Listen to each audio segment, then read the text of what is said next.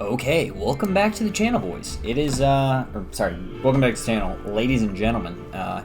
It is your boy, Neosynthesis, coming at you finally, with a mirror match that isn't just, I went first, so I lose, or I went first, so I win. It's actually like, back and forth, kind of showing how my deck, I think, is a little bit better suited for mirror matches than other people's decks. I'm only playing like actually good trap cards, whereas you'll kind of see in this game that this guy's playing some questionable stuff. So he goes ahead and opens up with the Eldlich Black Awakening. I think a lot of people play multiples of the Black Awakening. I think that's a really, really horrible mistake because I think that card's just horrendous. I go ahead and Prosperity. He changed Skill Drain to Prosperity, which is fine. Skill Drain, you used to be able to do it in the standby phase, but you know, I assume he would have done that. I don't know for what reason you can't activate Floodgates in the standby phase anymore. I guess it's just not a thing. Probably a good thing, though, to be honest, that it's not a thing. I go ahead and Prosperity, grab Hork, because I already have the Sanguine in my hand. I really have a really strong hand. I set the Skill Drain as a bluff and as a card that I can get back off my Eld Lord. So I go ahead and Scarlet Sanguine. He's going to Judgment. That's definitely the right call. Once my Eld Lords start like coming out, it's going to be really hard to get that train to stop going. So Judgmenting that card's really good. The other card in this matchup that's amazing to Judgment is the Eld Land. That card's at 2 in this format, so you do need to kind of be conscious that that's not necessarily the most frequent thing you're going to draw. So he goes ahead and sets his Eld Lord card, his Eld Lord, Spell Trap, and you're going to see I have an amazing top deck right here. I go ahead and draw my second Eldlich. I guess I had two left in the deck. I discard the card, targeting his Eldlich, basically forcing him to Golden Land forever because you need the Eld Lord. He's going to go ahead and negate that effect of the Eld Lord. I send my Skill Drain, bring the Eld Lord back out. I go ahead and chain Eldlixir. I don't really think I need to do that, but I just go ahead and do it. Bring out my Eld Lord. He's gonna Compulse my Eld Lord.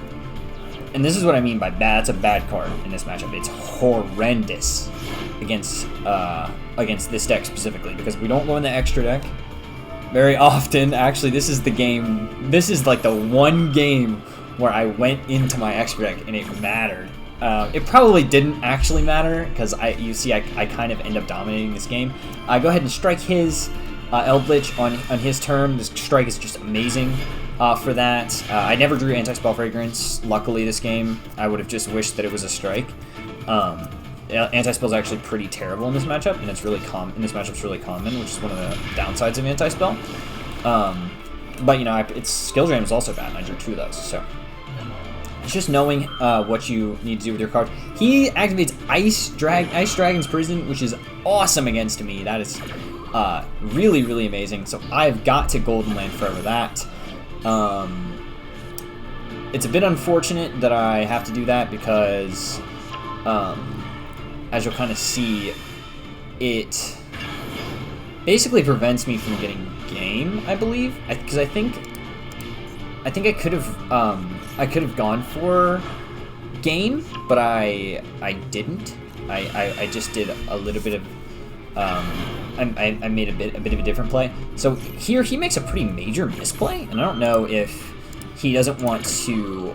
I think what happened here is that he's thinking he doesn't want to send my Conquistador to the graveyard so that I can set another Eld. But what ends up happening is that just I get to keep my Conquistador,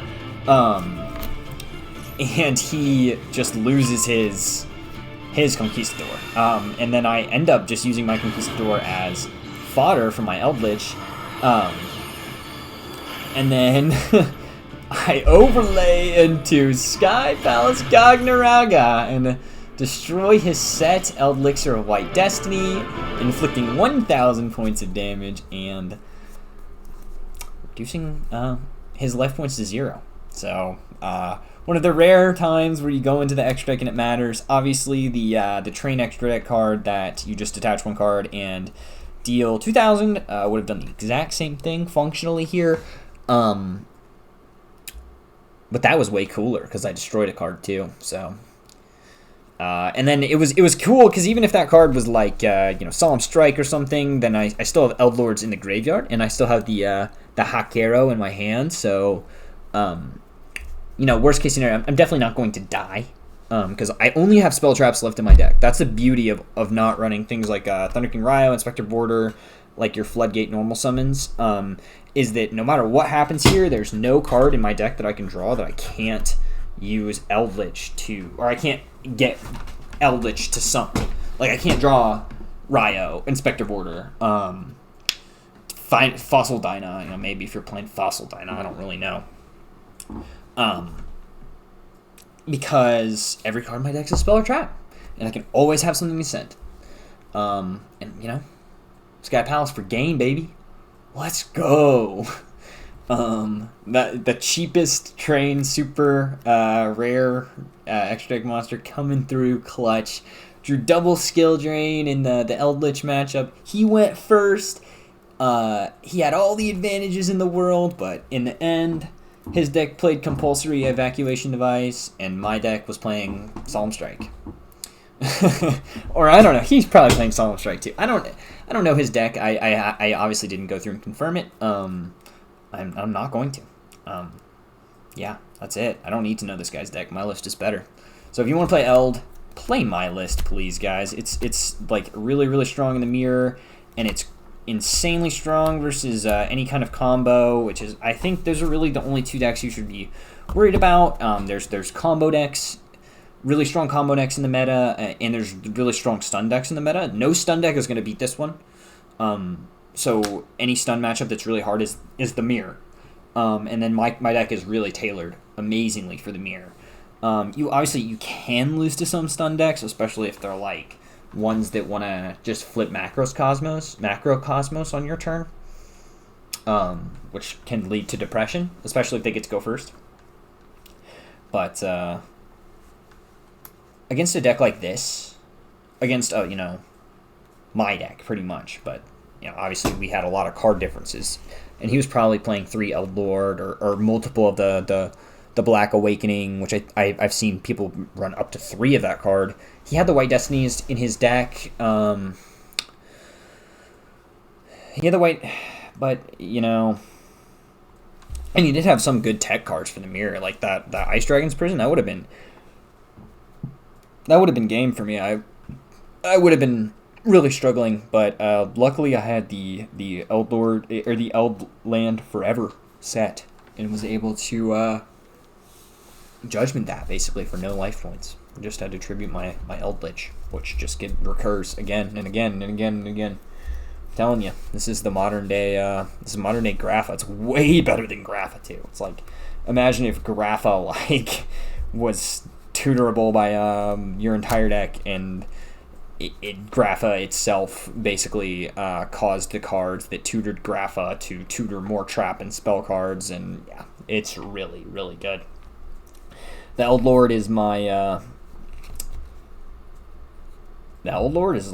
it's my spirit animal, man. It's really, really, really resilient. The deck has like no weaknesses and like almost no bad matchups. I talk about this best of one format all the time. It is so good in this best of one format, even when everybody's playing this Eldlich deck and everybody is like on these anti-Eldlich strategies, Lightning Storms in the main, like they're still oftentimes not able to win, because if they're blind going second, I have a video of someone blind going second on me, and they just get depression. Like there's like nothing in the game that can beat Eldlich going first if it draws decent. And then even if Eldlich goes second, I have multiple replays of going second. This is replays of going second, and you can out a lot of boards. You can OTK people, not really OTK people, but you basically OTK people by setting 5. Like, you'd be surprised how many players just scoop on turn 1 when you activate, or I've had many games where I just go first, activate Eldland, and they scoop because they just know. You can do this too, guys. It's not that I didn't do anything super technical here. I had some basic resource management. you're just going to get better and better at that as you go on. I'm making less and less mistakes as my Master Duel career continues. Literally, I'm pretty much uploading every single game that I have. I think I'm on like a 3-win streak right now, and you guys have seen the last 3. So anyway, it's been your boy Neosynthesis. This is a deck profile. I hope the audio is good. So there's a couple different things with the audio. I believe you should hear music and sound effects in this one. In the last replay, there was no music and sound effects. I may add music to... I can add like different music if we're sick of the Master Duel music, which I know a lot of people probably are pretty sick of the Master Duel music already because the soundtrack's pretty thin. But we're not sure where any of this is going to go. I'm just trying to spam upload as much as I can.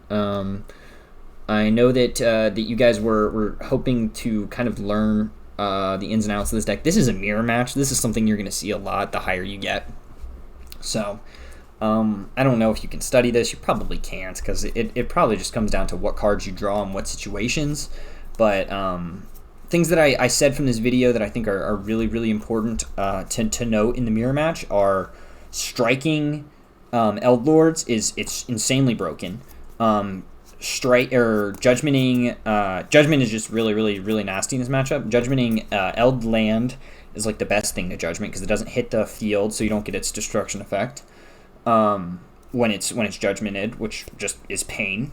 And he judgmented my Sanguine, which would have been really nasty if I didn't top deck my Eldlord.